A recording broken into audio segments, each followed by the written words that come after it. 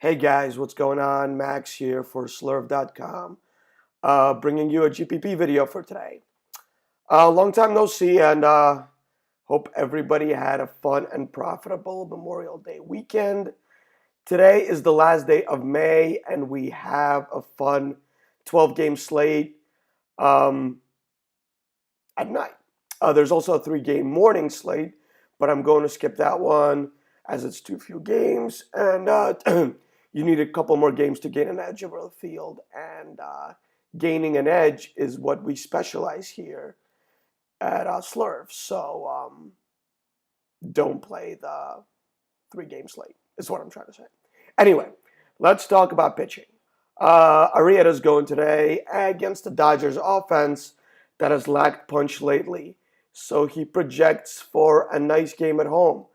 However, the regression we were talking about before the Cardinals game started appearing for Arrieta as he got beat up for a bit for 4 earned runs in 5 innings in that game. It should continue.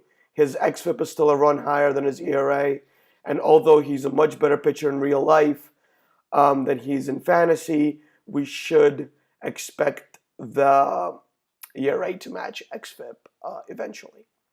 Can Arrieta give you 30 points today?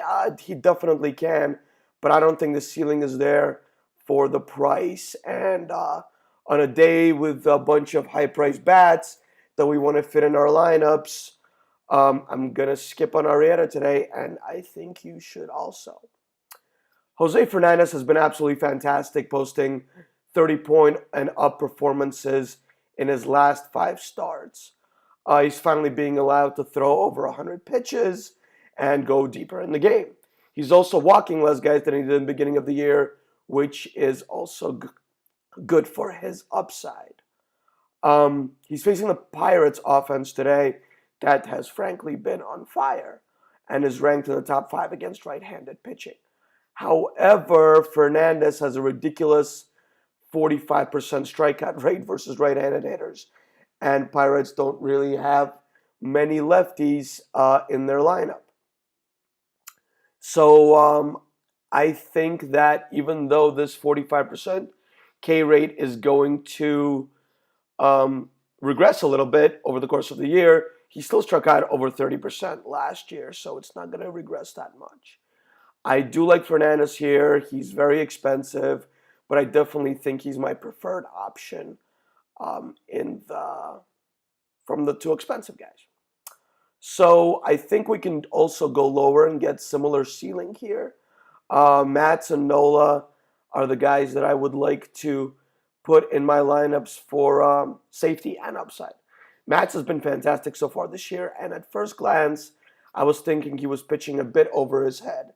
However, the underlying stats are not showing him getting lucky, and today's matchup with the White Sox, so I've just been awful over the last 10 games, is very favorable. Matz has been reverse split so far this year, so he's allowing more hard contact versus lefties than righties, which is very interesting because the White Sox don't have many good lefty batters. He struck out both sides of the plate at a 25% clip, so I think he has a very nice high floor in this matchup, and the ceiling isn't bad for an 11K pitcher. This brings us to my favorite pitcher on every slate, and Aaron Nola. Washington sucks against curveballs, and Nola has the best curve in the league pretty much, and he has already dominated them once so far this year. I think he's going to be the lowest owned of the upper tier, and I expect him to have a very nice floor and ceiling in this matchup. Vegas also agrees, as the total has gone down half a run so far since the betting opened, which is probably due to the fact that Harper left the game with an injury, which is also a boost for Nola. So this brings me to the cheap pitchers to use today to fit in all of the bats. Some highlights of my favorite guys. Joe Ross against the Phillies will probably be the most popular for good reason. Phillies aren't very good, and Ross is a nice young pitcher with a great ground ball rate. So his K percentage is a bit low at 8,500, but I think he presents us with a very nice floor, which might be something we all need on a day like today. Smiley's priced down today facing Kansas City. Not sure I love the matchup, and Smiley has been struggling lately. So even though the price is at 8,800, excuse me, I think there are better options here. Hap is one of my favorites for his floor again against a struggling Yankee offense. They just can't hit lately, and I expect Hap to be somewhat popular against them. He also nudged a nice game against them last week. Duffy's down here versus Oakland. Oakland does not strike out much, and but they do provide a limited ceiling for any pitcher they face due to the fact that they also don't score many runs and they don't strike out much is what I'm trying to say here. So he is in play today. My two favorite options are even lower, however. We have Eddie Rodriguez against the Orioles, who just cannot make any contact with off-speed pitches so far. Unfortunately, Eddie throws 60% fastballs. However, if the Red Sox are looking at the tape and seeing Orioles being as poor as they have been against off-speed, they will let Eddie throw his changeup a lot more. His changeup is actually his best pitch, but he only throws it about 25% of the time. If this goes up, I think he could have a very nice ceiling day versus the Orioles. Dillon Gee is super unsexy, but Tampa is just so bad against right-handers. And Gee is not bad, doesn't have a bad 10.2% swinging strike rate so far this year. I don't see him getting blown up at home also, so I think there is a little bit of a floor here. But ceiling is limited, so if you want ceiling, I would rather go for Eddie. The early stacks, we have the Mets. They make for a nice upside stack against Latos. He's finally regressing as we predicted.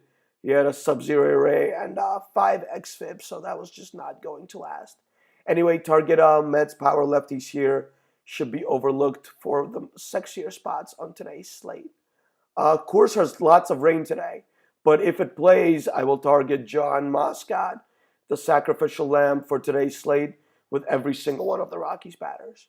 You can also target John Gray, but he's pretty talented, although he's not been good at home so far in his career.